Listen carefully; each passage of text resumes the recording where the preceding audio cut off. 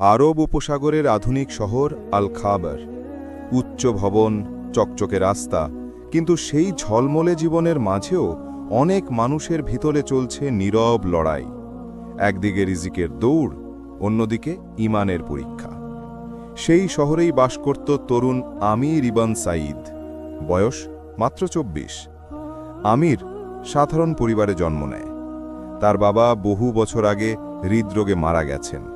মা অসুস্থ, আর ছোট বোন মরিয়ম এখনও পড়াশুনো করছে। শখ দায়িত্ব এখন তার কাঁধে। সে এক ব্যবসায়ীর দোকানে সহকারী হিসেবে কাজ করে। মাস শেষে যতটুকু আয় হয় সেটাই পরিবার চালানোর একমাত্র উৎস। আমির প্রায়ই বলে, রিজিক আল্লাহর হাতে, আমি শুধু চেষ্টা করি, বরকত দেন তিনিই। তার জীবন সহজ, কিন্তু অন্তর ভরা তাওয়াক্কুল। একদিন দুপুরে দোকানে এলেন এক ধনী ক্রেতা। গায়ে দামি সুগন্ধি, পরনে সাদা থোব, হাতে সোনার ঘড়ি। তিনি কিছু খেজুর, মধু আর সুগন্ধি তেল কিনলেন। দাম মিটিয়ে নগদে ১,০০০ রিয়াল দিলেন। আমির বিল লিখে টাকাটা গুনতে গিয়ে দেখল ১০০ রিয়াল বেশি। হঠাৎ মনে এক চিন্তা এলো, যদি আমি এই অতিরিক্ত টাকা নিজের কাছে রাখি, কেউ তো জানবে না। কিন্তু মুহূর্তেই সে মনে করল কুরআনের আয়াত, যে ব্যক্তি এক দানা পরিমাণ ভালো কাজ করে সে তা দেখবে। আমির দৌড়ে দোকানের বাইরে গেল। গরম রোদে ঘাম ঝরছে। শেষে ক্রেতার গাড়িটা পেল, ছুটে গিয়ে বলল, ভাই, আপনি ১০০ রিয়াল বেশি দিয়েছেন। লোকটি অবাক হয়ে তাকিয়ে রইলেন। তুমি জানলে কিভাবে? আমির হেসে বলল, আল্লাহ জানেন, তাই আমি বলতে বাধ্য হয়েছি। লোকটি বলল, এই যুগে তোমার মতো মানুষ পাওয়া কঠিন। তুমি যদি আমার কোম্পানিতে কাজ করতে চাও, দরজা খোলা। আমির মাথা নিচু করে বলল, আমি আমার কাজেই সন্তুষ্ট ভাই, আল্লাহ যেদিকে চাইবেন সেদিকেই যাব। লোকটি বিদায় নিলেন, কিন্তু মুখে প্রশংসা ছিল, আল্লাহ তোমার মতো যুবকদের সংখ্যা বাড়িয়ে দিন। আমির সততার মানুষ, কিন্তু তার মালিক এমন নয়। দোকানের মালিক প্রায়ই মুনাফা লুকিয়ে কর ফাঁকি দিতেন, আর কখনো কখনো গ্রাহকদের ভুল দাম বলতেন। আমির একদিন সাহস করে বলল, স্যার, এভাবে দাম বাড়ানো ঠিক নয়, এটা তো প্রতারণা।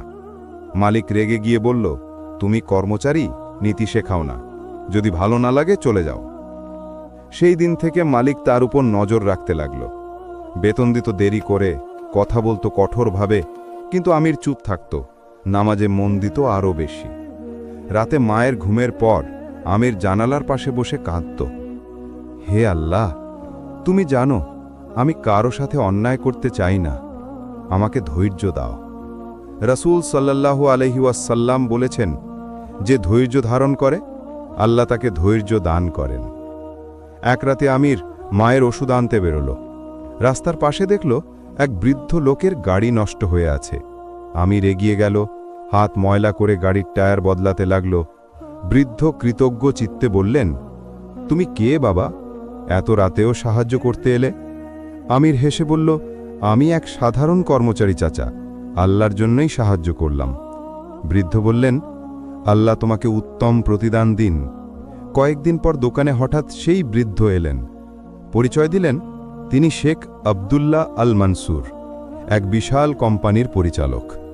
তিনি বললেন, তুমি কি মনে করো না আল্লাহ তোমাকে আরও বড় দায়িত্বের জন্য তৈরি করছেন? আমির চুপ করে মাথা নিচু করল। শেখ আবদুল্লাহ বললেন, আমার কোম্পানিতে যোগ দাও, আমি তোমার মতো সৎ কর্মচারী চাই। আমির বিস্মিত, সে মনে মনে সেজদা দিল আল্লাহকে। আমির এখন আল মানসুর ট্রেডিং কোম্পানিতে কাজ করে। প্রথম দিন থেকে সবাই তার বিনয় দেখে মুগ্ধ। সে সময় মতো আসে, নামাজ পড়ে, কখনো কারো পিছনে কথা বলে না।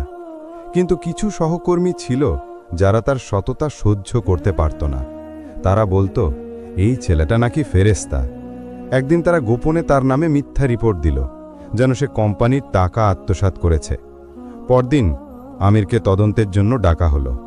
বড় মিটিং রুম, সবাই তাকিয়ে আছে তার দিকে। বস বললেন, আমির, অভিযোগ এসেছে যে তুমি হিসেবের টাকা গোপন করেছ।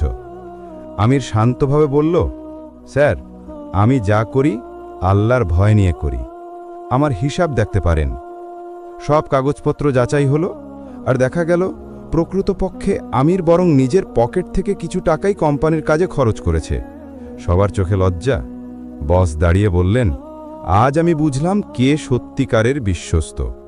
হিংসুক সহকর্মীরা চুপ।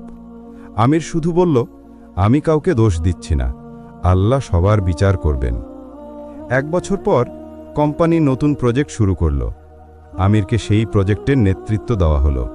তার সততা, ধৈর্য আর নেতৃত্বে প্রজেক্ট বিশাল সফলতা পেল। কোম্পানি তাকে ম্যানেজার পদে উন্নীত করল। সে মায়ের চিকিৎসা ভালো হাসপাতালে করাতে পারল। বোন মরিয়মও বিশ্ববিদ্যালয়ে ভর্তি হল। শেখ আবদুল্লাহ বললেন, আমির, আমি বলেছিলাম আল্লাহ তোমাকে বড় কাজের জন্য তৈরি করছেন। আমির চোখে জল নিয়ে বলল, চাচা, আমি শুধু ঈসান শেখার চেষ্টা করি। কয়েক বছর পর আমির নিজেই একটি নতুন কোম্পানি খোলে, আল ঈসান ট্রেডার্স। তার উদ্দেশ্য দরিদ্র তরুণদের প্রশিক্ষণ আর হালাল ব্যবসার সুযোগ দেওয়া। সে বলতো, যে কাজে ঈসান নেই সেখানে বরকত নেই। তার কোম্পানি দ্রুত জনপ্রিয় হল, কারণ সে লাভের চেয়ে নীতিকে প্রাধান্য দিত। দরিদ্রদের জন্য নিয়মিত সাদাকা করত, কর্মচারীদের মধ্যে নামাজের পরিবেশ তৈরি করল। একদিন বিকেলে মসজিদের বারান্দায় বসে সূর্যাস্ত দেখছিল।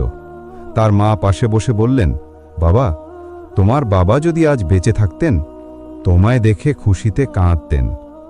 আমির চুপ করে হাসল, আম্মা, সবই আল্লাহর দয়া, কষ্টগুলোই ছিল আমার শিক্ষক। কুরআনের আয়াত মনে পড়ল, নিশ্চয়ই কষ্টের সঙ্গে আছে স্বস্তি। রাতের আকাশে তারাগুলো জ্বলজ্বল করছিল। আমির চেয়ে রইল, হে আল্লাহ, যতদিন বাঁচি আমাকে ঈসানের পথে রাখো। ঈসানের আলো গল্প আমাদের শেখায় সততা কখনো বৃথা যায় না, ধৈর্যই হল মুমিনের ঢাল। ঈসান মানে আল্লাহকে দেখছ মনে করে কাজ করা। অন্যায় করলে জবাবদিহি আছে, কিন্তু ভালো করলে প্রতিদানও আছে। আল্লাহর পথ কখনো কঠিন নয়, কেবল পরীক্ষার পথ। হে আল্লাহ, আমাকে এমন জীবন দাও যেখানে মানুষের উপকার হবে আর তুমি সন্তুষ্ট থাকবে।